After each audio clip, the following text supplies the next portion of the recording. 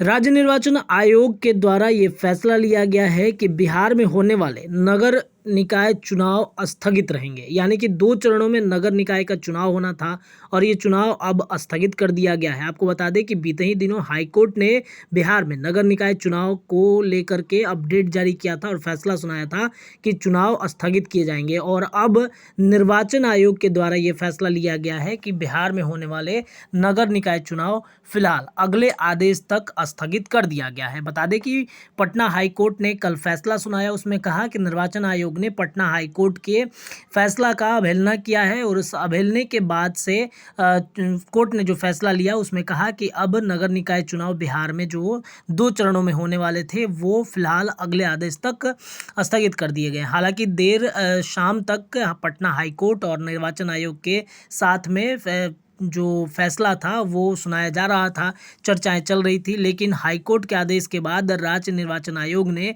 फैसला लिया है कि बिहार में 2 चरणों में नगर निकाय चुनाव अब नहीं होंगे। बिहार में नगरीय चुनाव को लेकर के पटना हाईकोर्ट के आदेश के बाद राज्य निर्वाचन आयोग ने बड़ा फैसला उठाया है। राज्य निर्वाचन आयोग ने 10 और 20 अक्टूबर को होने वाले नगरीय निकाय चुनाव को तत्काल प्रभाव से स्थगित कर दिया है।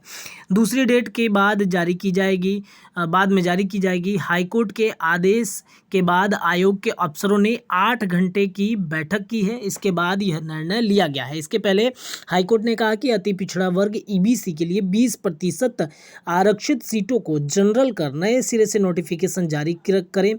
साथ ही राज्य निर्वाचन आयोग ने कहा कि यह मतदान की तारीख आगे बढ़ाना चाहे तो बढ़ा सकते हैं।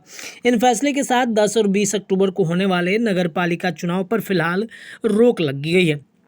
फिलहाल राज्य निर्वाचन आयोग की तरफ से इस संबंध में नया नोटिफिकेशन जारी होगा। एक पत्र विज्ञप्ति जो है, प्रेस विज्ञप्ति बीते देर रात जारी किया गया और देर रात जारी करने के बाद ये फैसला अब ले लिया गया है। नगर पालिका चुनाव में बगैर ट्रिपल टेस्ट के पिछड़ा वर्ग को आरक्षण दिया गया था। इसे चुनौती देते हुए सुनील कुमार ने सुप्रीम कोर्ट में रिट याचिका दायर की थी। सुप्रीम कोर्ट के आदेश पर हाईकोर्ट ने इस मामले की सुनवाई चल रही थी। गुरुवार को इस मामले पर आखिरी सुनवाई हुई और मंगलवार को फैसला सुनाया गया। कोर्ट ने माना कि राज्य सरकार ने सुप्रीम कोर्ट के फैसले की तरह बगैर ट्रिपल टेस्ट के ईबीसी को आरक्षण दिया है। राज्य निर्वाचन आयोग सुप्रीम कोर्ट की गाइडलाइन का पालन किए बिना ही चुनाव करा रहा था। इसको लेकर आयोग को हाईकोर्ट ने फटकार भी लगाई थी। 28 और 29 सितंबर को इस मामले की हाईकोर्ट के सुनवाई के बावजूद कोई अंतिम फैसला नहीं हो सका।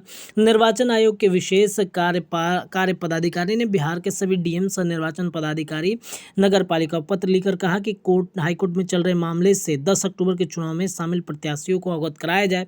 निर्वाचन के बाद हाईकोर्ट का निर्णय आने पर वो प्रभावी होगा। राज्य निर्वाचन आयोग ओबीसी श्रेणी के लिए आरक्षित सीटों को सामान्य श्रेणी के सीटों के रूप में मानते हुए फिर से चुनाव की अधिसूचना जारी करे। इसके बाद चुनाव कराया जाए। ये निर्देश सुप्रीम कोर्ट के आदेश पर आधारित है।